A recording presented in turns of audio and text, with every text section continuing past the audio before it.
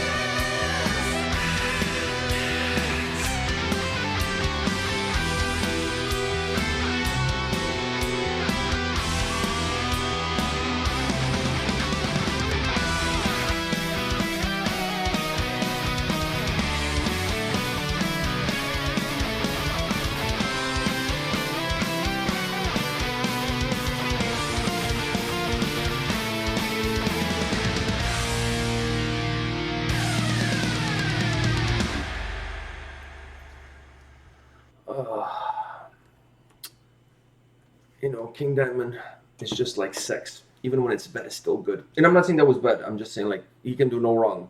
He can do no wrong. There's only a certain amount of musicians that, with age, they still keep that flair that they had in their older stuff. They age like fine wine. Yeah, not like bread. Not like milk. Or like punani. Punani also does not age well. Yeah.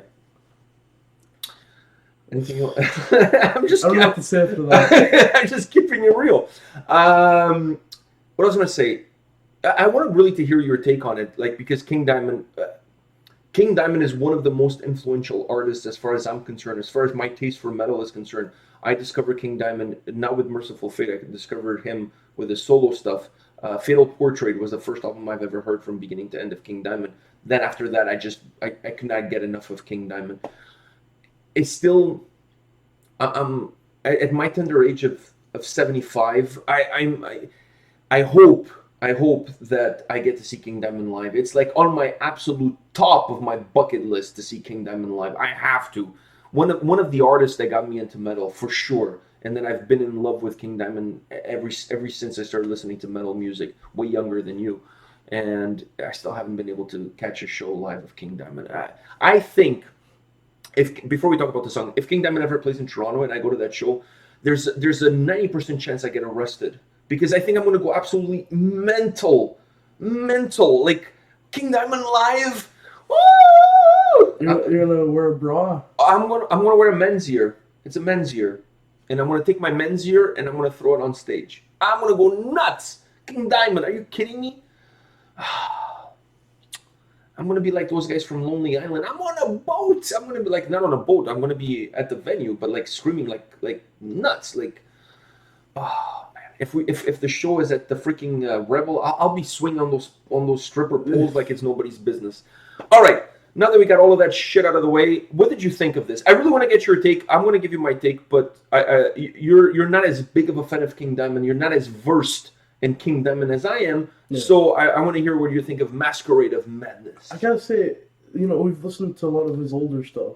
You've listened to stuff from Merciful Fate, King Diamond. You've listened to stuff from like from when I was younger than you. So you can compare that really old stuff with this new stuff. Which, I mean, to me, it just sounds like there's no difference. There's no difference. For me, it just sounds like even the quality, all of it just sounds like it came from like an album, like the same album that Halloween came from. Yeah, that's Fatal Portrait. Don't you feel like his music almost sounds like it's traveled in time? Yeah, like it sounds like it's coming from like. It doesn't feel like it's a new song. It sounds like Victorian. Yeah. Doesn't it sound Victorian? It's almost like something you like. You know those old records that you had to wind up the thing in order for the record to play. It doesn't matter how many new albums he puts out. It's all gonna sound just. They all sound Victorian. Yeah. That's the best. I think that is the best time period for you to classify his music. His music sounds Victorian. It sounds like it's coming out of that time frame. It doesn't matter if it's an old record, new record. It doesn't matter what the story of the record is. It doesn't matter. They sound old. They sound Victorian. Yeah. And to me, this is the incredible thing. Like you said at the beginning of the video, how many artists do you know that have had a career as long as he's had, and you listen to Masquerade of Madness, let's say you've never heard to King Diamond. You've never heard of him before. I play you this song, and I play you like, I don't know, The Eye, or Halloween, or whatever. One of the older, or Them, or Abigail.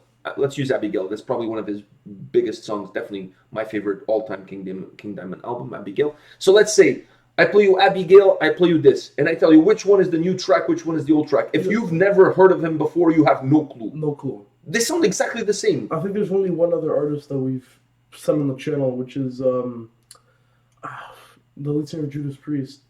Oh, Rob Halford? Yeah. I think he's up there as well. As somebody who... With Rob, even though he hasn't lost a lot, I feel like he's lost a little bit, but not like significant. Not a huge amount. He can still do Painkiller live and he still kicks ass. You know what I mean? There's not many in that boat. That boat is not even a boat. That boat is a canoe. That's a raft. That boat is a piece of wood floating with a few people holding onto it. Honestly, it's the paper boat, Georgie put it on the. There's not many people that can claim that. Yeah. That can claim that. Now, this track is, I honestly, there's nothing wrong. I just want more. I love one of the things about King Diamond, as the story of the song goes, the lyrics goes, he changes the pitch. I absolutely love that kind of stuff. This song to me just... high notes. Oh. This song to me just opens my appetite for what this... I cannot wait for Metal Blade to email me this album for me to review, because I honestly, I cannot wait. Like, I'm salivating, like... I'm salivating right now just thinking of listening to brand new King Diamond. I was waiting. I'm like, one of these, the high, because in every song he has those high notes. There's not a song that he doesn't use. Yeah, and I wanted to hear what they sound like now. They sound exactly the same. Exactly the same. Exactly the same. It's like this man, if there's... It's like he's a vampire. He doesn't age. He doesn't age. He's a vampire. He's a vampire. All right, on that note, come back tomorrow. We'll have more videos for you. All right? See you guys. See ya.